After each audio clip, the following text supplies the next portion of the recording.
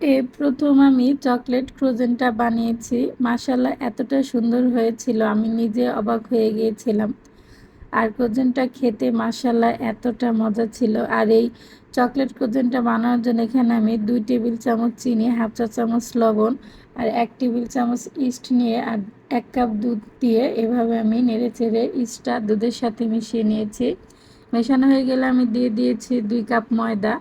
আর ময়দা দেওয়ার পরে একটা চামচ দিয়ে আমি নেড়েচেড়ে কিছুক্ষণ এই ইস্টের সাথে ময়দাটা মিশিয়ে নিয়েছি। তারপরে হাত দিয়ে মথে নিয়েছি। মথা হয়ে গেলে আমি একটা প্লেট দিয়ে ঢেকে রেখেছিলাম 30 মিনিটের মতো। 30 মিনিট পরে এভাবে পুরা ময়দাটা ফুলে উঠেছে। এখন আমি আবারও হাত দিয়ে হালকাভাবে একটু মথে নিব। এখন আমি একটা রুটি বানানোর ফ্রিতে এই ময়দার ডোটা নিয়ে এভাবে হালকা একটু মথে নিয়ে একটু মোটা করে রুটি বেলে নিব। বেলে নেওয়ার পরে এভাবে আমি রুটিটা কেটে নিব। আমি পরিমাণ মতো করে 12 পিস লিচি কেটে নিব। এভাবে আমি 12 পিস লিচি আকারে কেটে নিয়েছি।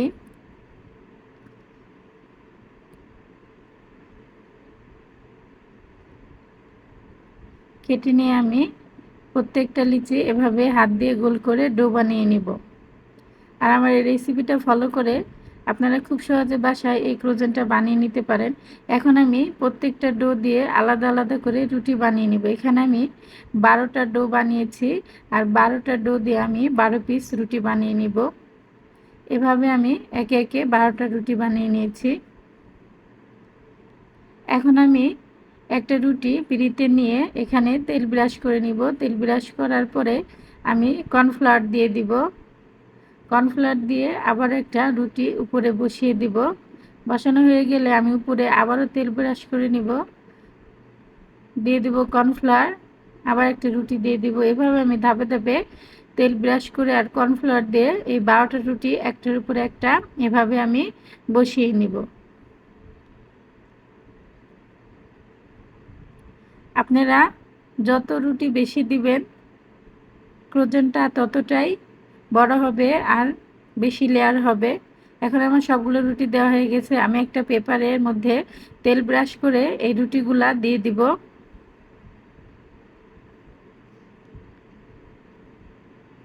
এই রুটিটা দিয়ে আমি এই পেপার দিয়ে মুড়িয়ে রেখে দিব 30 মিনিটের মতো, যাতে ভালোভাবে একটার উপরে আরেকটা রুটি সেট হয়ে যায়।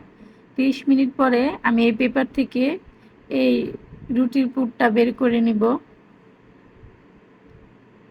উপরে আমি কিছু ময়দা দিয়ে দিব। আর এই রুটির অপর সাইডটাও আমি উল্টিয়ে ওই সাইডেও ময়দা দিয়ে দিব। ময়দা দেওয়ার পরে এখন আমি বেলুন দিয়ে বড় একটা রুটি বানিয়ে নিব। আপনারা আমার এই রেসিপিটা ফলো করলে খুব সহজে আপনারা বাসায় এই ক্রোজেনটা বানিয়ে নিতে পারেন। এভাবে আমি রুটিটা আড়াআড়িভাবে দুই সাইড থেকে ক্রস চিহ্ন বা মতো এভাবে কেটে নেব। আমার কাটাটা আপনারা দেখতেছেন আমি কিভাবে কেটে নিয়েছি, ঠিক এভাবে আপনারা রুটিটা কেটে নেবেন। এভাবে রুটি কাটা হয়ে গেলে আমি একটা রুটির পিস নিয়ে মাঝখান থেকে এক সাইড একটু এভাবে কেটে নিয়ে এভাবে ফোল্ড করে মুড়িয়ে দিব। এভাবে মুড়ানো হয়ে গেলে আমার রেডি হয়ে গেল ফ্রোজেনটা। এভাবে আমি প্রত্যেকটা ফ্রোজেন বানিয়ে নিব। প্রত্যেকটা ফ্রোজেন বানানো হয়ে গেছে। এখন আমি একটা ওভেনের স্ট্যান্ডারে এই ফ্রোজেনগুলো একে একে বসিয়ে দিব। ফ্রোজেনগুলো স্ট্যান্ডারে একে একে বসিয়ে দেওয়ার পরে এদিকে আমি একটা ডিম ফেটে নিয়েছিলাম। এখন আমি প্রত্যেকটা ফ্রোজেনের উপরে এইভাবে ডিম ব্রাশ করে দিব। তেল ব্রাশ করা হয়ে গেলে আমি এখন ওভেনে দিয়ে দিব। আর ওভেনের তাপমাত্রা আমি 180 ডিগ্রি আর টাইম দিয়েছিলাম 30 মিনিটের মতো। 30 মিনিটের মতো দিয়ে আমি বেক করতে দিয়েছি। ওভেনের ভিতরে দেখেন কি সুন্দরভাবে বেক হচ্ছে আর আস্তে আস্তে ফুলে উঠতেছে। 30 মিনিট পর্যন্ত আমি এই ফ্রোজেনটা বেক করে নিব। 30 মিনিট বেক করার পরে আমার ফ্রোজেনটা রেডি হয়ে গেছে। এখন আমি ওভেন থেকে বের করে নিব। মাশাআল্লাহ এত সুন্দর হয়েছে। আর এখান থেকে কিছু ফ্রোজেন আমি বিকেলে চা বা কফির সাথে খাওয়ার জন্য একটা বক্সে ঢুকিয়ে রাখবো। আর বাকি ক্রোজেনগুলো আমি চকলেট দিয়ে দিব। আর চকলেট দেওয়ার জন্য আমি এখানে একটা ক্রোজেন এভাবে কাঠি দিয়ে ভিতরে ঢুকিয়ে আমি ঘুরিয়ে ঘুরিয়ে ভিতরে ফাঁকা করে নিব। আর এদিকে আমি ভিতরে ঢুকানোর জন্য চকলেটের লিকুইডটা বানিয়ে নিব। আর চকলেট লিকুইড বানানোর জন্য এখানে আমি 2 কাপ দুধ নিয়েছি। আর দিয়ে দিব 1 টেবিল চামচ কোকো পাউডার আর 1/3 কাপ পরিমাণ চিনি। আর দিয়ে দেব 1 চা চামচ চকলেট সিরাপ। এখন আমি একটু নেড়ে চেড়ে কিছুক্ষণ রান্না করে নেব। আর এই সময় চুলার আঁচটা মিডিয়াম থাকতে হবে। আর দিয়ে দেবো আমি 1 টেবিল চামচ কর্নফ্লাওয়ার।